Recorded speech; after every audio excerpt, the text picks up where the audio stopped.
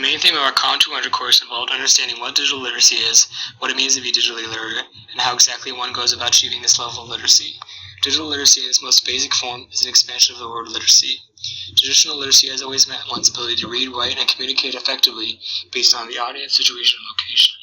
An attempt to define what digital literacy would be that it is one's ability to use technology to communicate successfully based on the application, technology, or mode of communication, while keeping in mind the audience's specific situational context. As students and myself personally, our definition of digital literacy was shaped and formed as we progressed through the course and became more knowledgeable. Some of our first work that I ever did involving digital literacy was to download Twitter and create a professional username and account for the class. While I learned exactly how to tweet professionally, I additionally learned about the difference between a thin and thick tweet, as thanks to an online article posted by David Silver.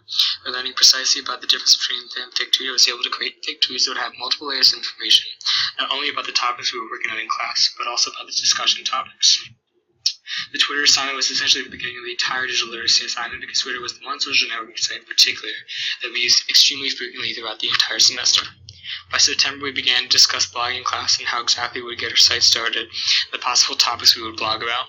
After reading some pages in the Blogging for Creatives and YouTube-style guidebooks, I felt ready to blog as I learned the specifics behind the technical theory of blogging.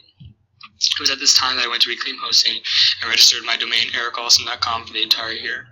As instructed, I then downloaded the WordPress application to my Reclaim Hosting account, and hence the bare bones of my blog were created.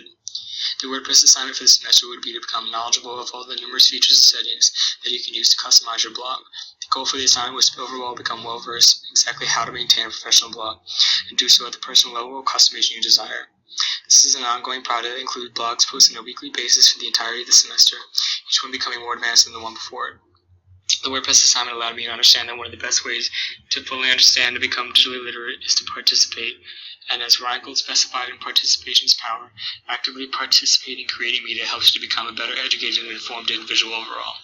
This is especially useful in modern day where technology is everywhere and using it at some point is inevitable. As another aspect of the digital literacy assignment, I began to work with Pocket, a read it later service, Insight, a source for articles and information about a specific subject. Insight is essentially the digital literacy assignment because it provides information and articles that are necessary to become literate about your blog topic, and also modern technology in general. I would even argue that Zeit and Pocket are two of the most important applications that I use to complete the digital literacy assignment, because after all, how can you become literate on any subject without reading up on information and articles about it? Pocket is a massively useful application to complement Zeit because it allows you to save important articles to read later, so you have no pressure to read them immediately and end up missing information. Next in class, I began to work with Feedly. Feedly is an RSS reader that allows you to subscribe to bloggers and authors and then automatically have their content be sent to you. This allows you to receive a large information from your favorite sites without having to constantly go to the sites and check if any new information has been posted. Feedly, just like Pocket and Zeit, is an essential asset to the digital literacy project.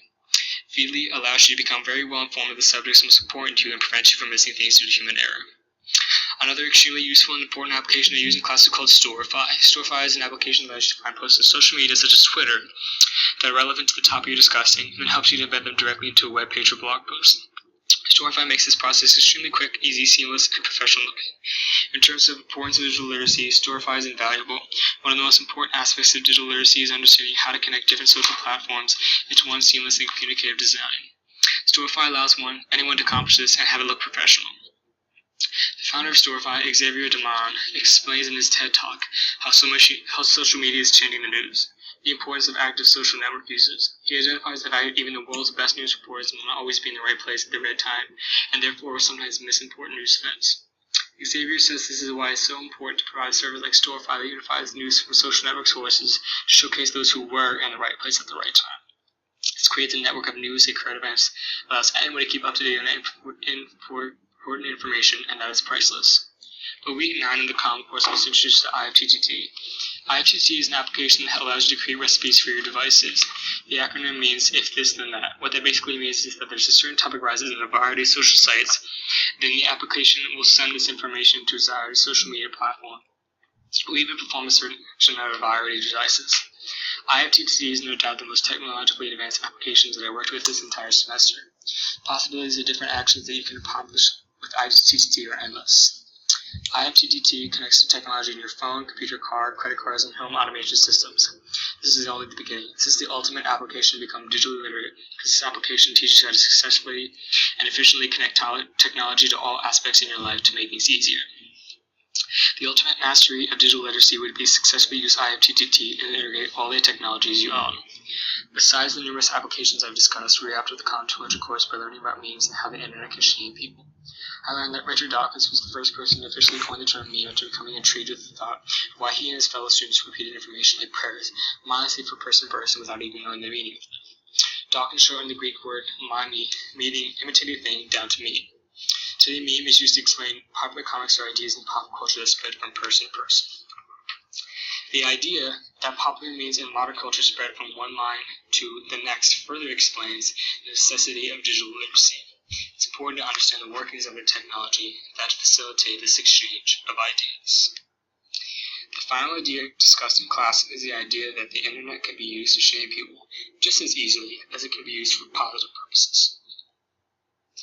In her TED Talk, The Price of Shame, Monica Lewinsky explained how the internet became a platform for people to relentlessly ridicule her life decisions. While it is true that the decision that Monica made were vastly inappropriate, the social media storm that engulfed her was undeserved. The important statement that Monica is making here is that we, as frequent internet users, need to remember to remain compassionate as the internet continues to expand.